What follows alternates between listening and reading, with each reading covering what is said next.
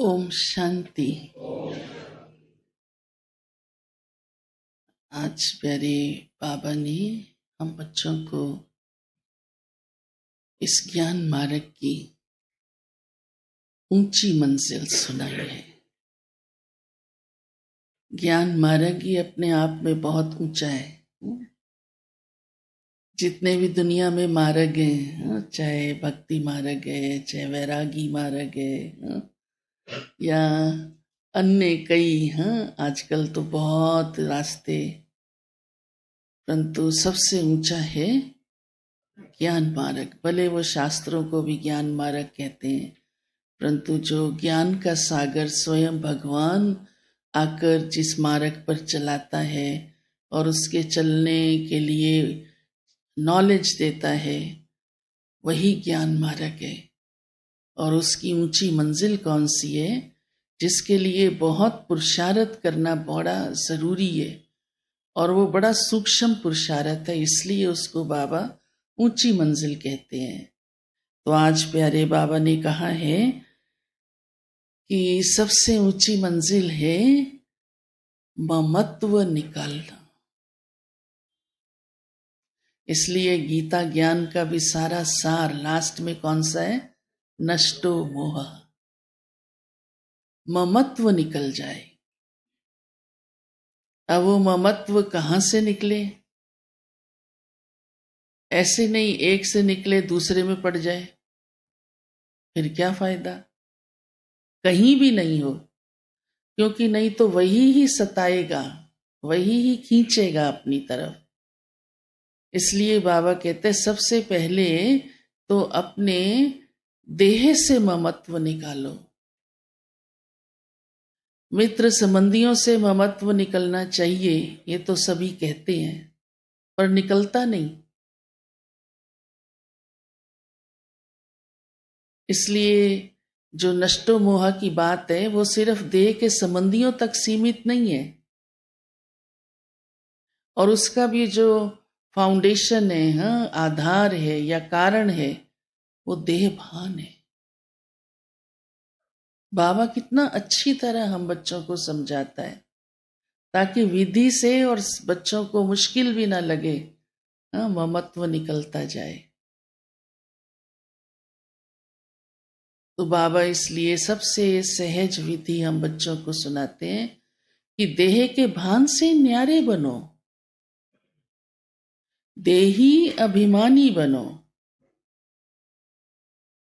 और उसका कौन सा अभ्यास है? मैं आत्मा हूं।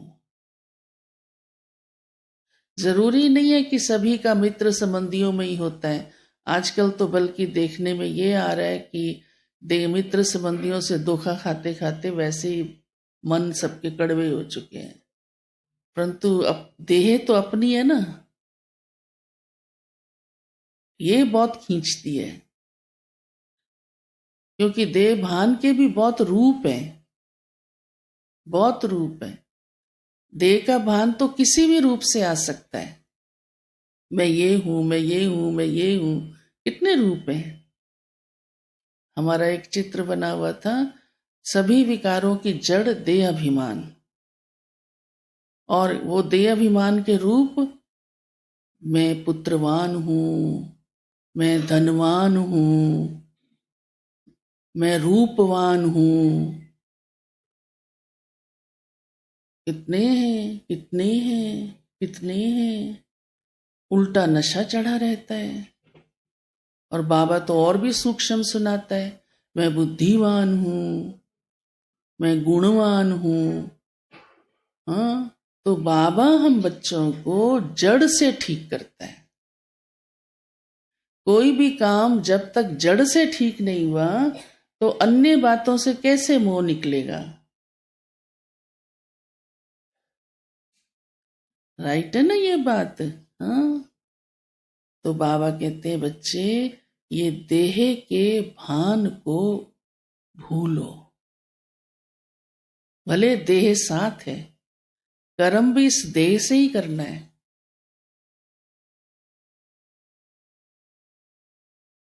देह से जुड़ी हुई सारी बातें भी यूज करनी है। पदार्थ सामग्री है ना सब कुछ, परंतु उन सब से भी ममत्व निकलता जाए वो तब संभव है जब पहले देह से ममत्व निकलेगा।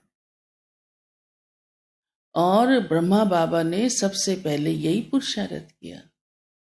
ब्रह्मा बाबा भी तो गृहस्थी था ना, धनवान भी था ना। बाबा की तो कितनी ज्यादा लौकिक जीवन में ही इतनी विशेषताएं और विस्तार था। फिर भी उस विस्तार को होते हुए बाबा ने अपने को कैसे न्यारा किया और क्या अभ्यास किया। हर एक को आत्मिक रूप से देखा, संबंध के भाव से नहीं देखा। अगर संबंध के भाव से देखता तो बाबा अपना सब कुछ स्वाहा नहीं कर सकता था, फिर तो मोह जाग जाता। तो बाबा ने आज हम बच्चों को कहा है कि ये पक्का करो, मैं आत्मा हूं, मैं आत्मा हूं, मैं आत्मा हूं। और दूसरों को भी ये आत्मा है तो भाई है हमारा, वो भी भाई हम भी भाई, भाई बहन भी नहीं, शरीर की तरफ ध्यान ही न जाए। तो भाई भाई का अभ्यास बड़ा आवश्यक है, तब ममत्व निकल पाएगा। और ये अभी से ही, माना शुरू से ही चाहिए वास्तव में। अंत में अचानक नहीं होगा। अचानक तो वही सामने आएगा, वही याद आएगा जो अब याद करते आ रहे हो। ये पक्की बात है। ऐसे कितने मिसाल हैं, कितने मिसाल हैं। अंत में हर एक को वही बात याद आती जिसमें उसका बुद्धि योग रहता है।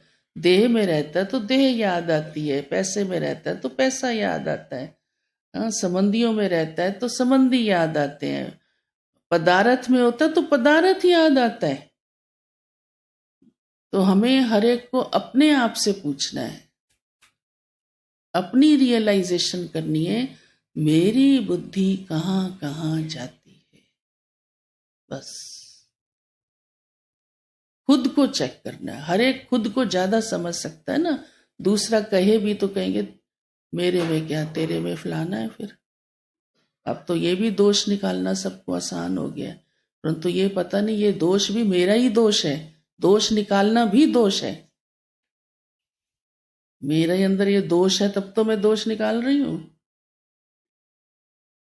ये तो और बड़ा दोष है, या नहीं?